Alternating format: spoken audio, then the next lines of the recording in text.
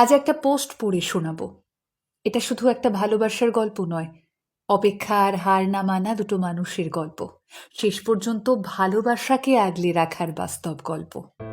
পাপিয়া লিখেছেন, আজ 2 মাস হলো আমার 70 চলে যাবার।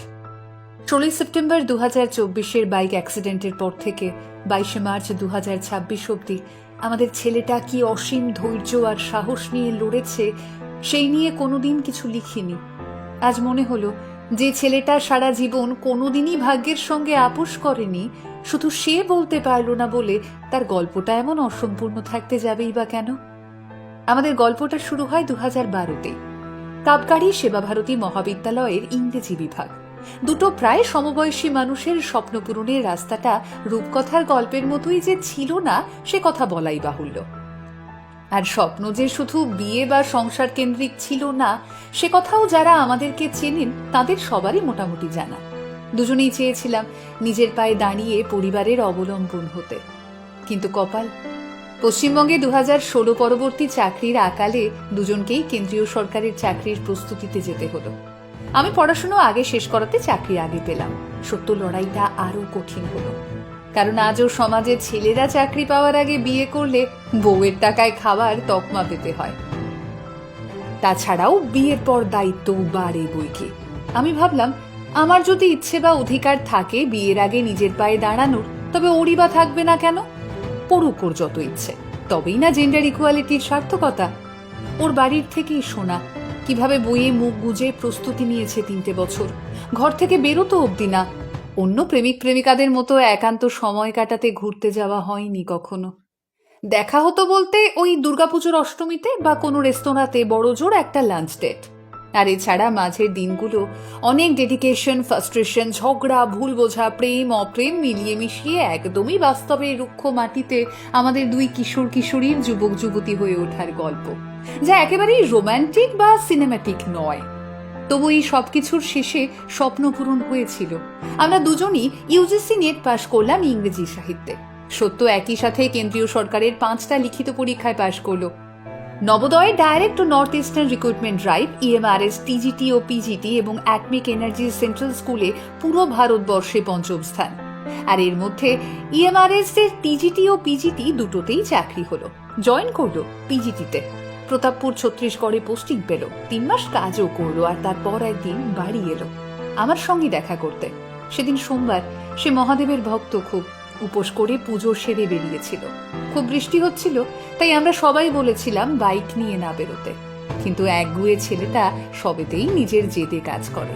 তাই দেখা হলো, অনেক ভুল বোঝাবুঝির অবসান। রেজিস্ট্রি বিয়েটা তাহলে সামনের পুজোতেই।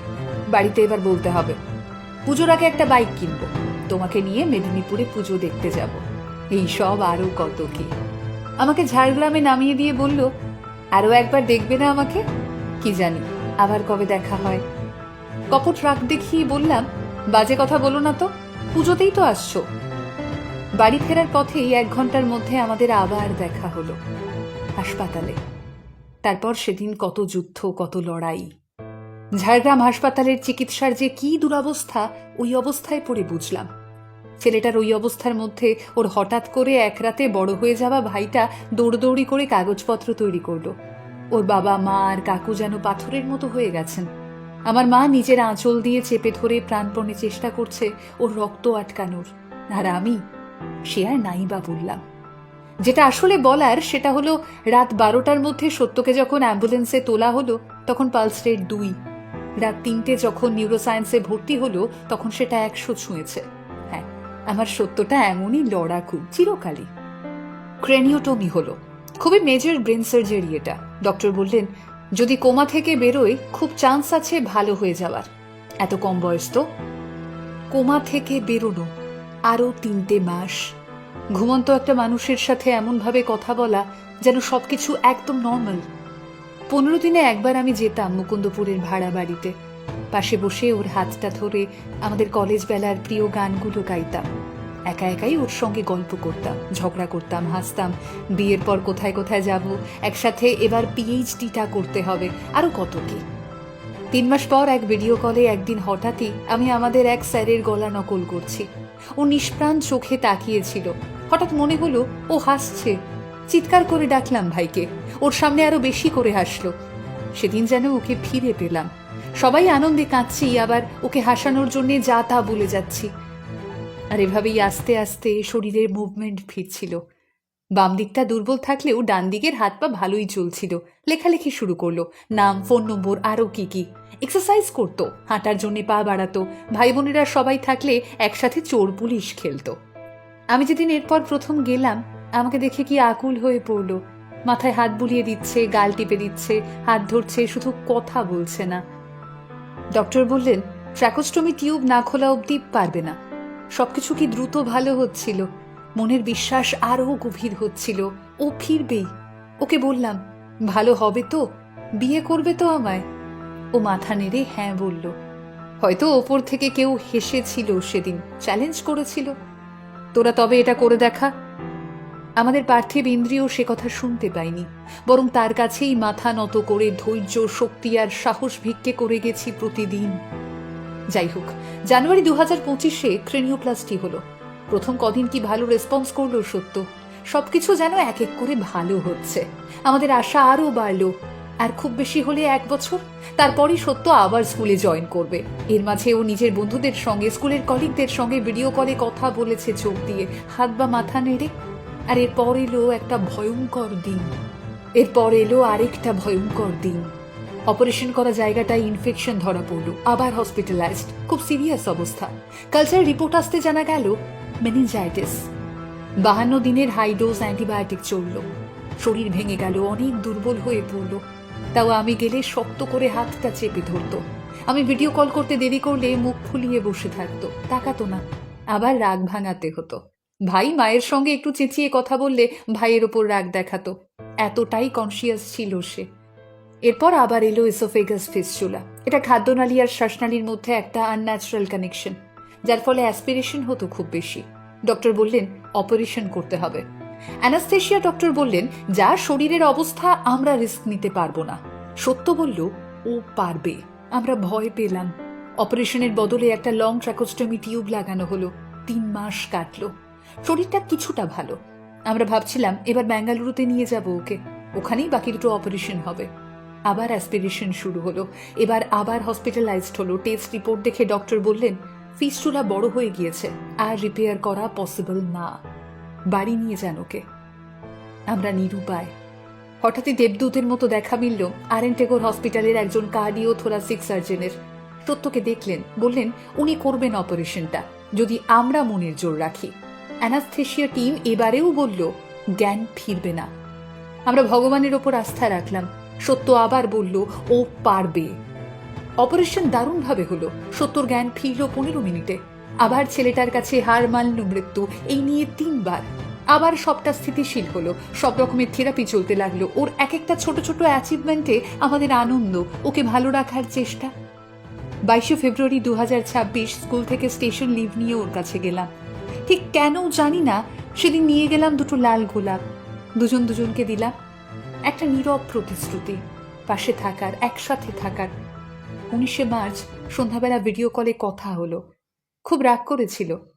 1 মাস স্কুলের চাপে যেতে পারিনি। রাগ ভাঙিয়ে বললাম টিকিট হয়েছে 22 তারিখ, আমি আসছি, খুশি তো? 2 চোখের পলক ফেলে বলল হ্যাঁ। সেদিনই রাতে হসপিটালে ভর্তি, অ্যাসপিরেশন। কার্বন ভরে যাচ্ছিল শরীরে, ভেন্টিলেশনে চলে গেল। 20 মার্চ কার্ডিয়াক অ্যারেস্ট হলো। 20 মিনিট সিপিআর দিয়ে হার্টবিট ফিরল। হয়তো আবারও ফিরতে চেয়েছিল টুকুর কাছে, পরিবারের কাছে, রক্ত জল করে পাওয়া চাকরিটাতে আবার জয়েন করতে। কিন্তু মৃত্যু এবার আর হারতে আসেনি, প্রস্তুতি নিয়েই এসেছিল। 22 মার্চ একটা একটা করে অর্গান ফেল করছিল। আমরাও কোনো অপশন ছাড়িনি। কিভাবে আবার ফেরানো যায় সেই চেষ্টা চলছিল।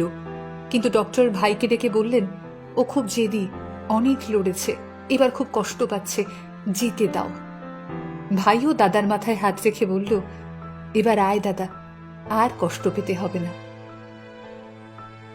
চলে গেল সত্য, আমাদের সত্য, আমাদের লড়াকু ছেলেটা। তার টুকুকে না দেখেই চলে গেল। ঈশ্বর নামের ভদ্রলোক আবার প্রমাণ করলেন তার হৃদয় নেই। আর অধরা থেকে গেল একটা মধ্যবিত্ত ছেলের স্বপ্ন। আমি হয়তো আজ না লিখলেই পারতাম, কিন্তু লিখলাম কিছু কারণে। প্রথমত, আমি চাই না সত্যকে অস্বীকার করতে। ও আমার জীবনের সবচেয়ে বড় একটা সত্যি। দ্বিতীয়ত, ওর এই লড়াই অনেককে হার না মানার শক্তি দেবে। আর তৃতীয়ত, আমি কৃতজ্ঞতা জানাতে চাই সেই মানুষগুলোকে যারা সেদিন হসপিটালে ছুটে গিয়ে পরিবারকে সাহস দিয়েছিল। সুমন কর্মকার সহ সব বন্ধুদের যারা সেদিন একবার বলতেই প্রথম অপারেশনের টাকাটা প্রায় অনেকখানি জোগাড় করে দিয়েছিল যার যার সাধ্যমতো। দীপালোক দাস সহ ওর ঝাড়গ্রামের ইএমআরএস এর সহকর্মীদের যারা পাশে থেকেছেন। ওর ইএমআরএস স্কুল অথরিটি ও সহকর্মীদের যারা ভীষণ কোঅপারেট করেছেন। আর একজন যে না থাকলে আমরা কবেই হেরে যেতাম, ডক্টর সামন্তক সাহু, আমার বন্ধু। কত ইমার্জেন্সি সিচুয়েশনে ও সামলে দিয়েছে ফোনের ওপার থেকে। কখন কোন থেরাপি লাগবে বলে দিয়েছে। এত ব্যস্ততার পরও ফোন তুলেছে সময় মতো।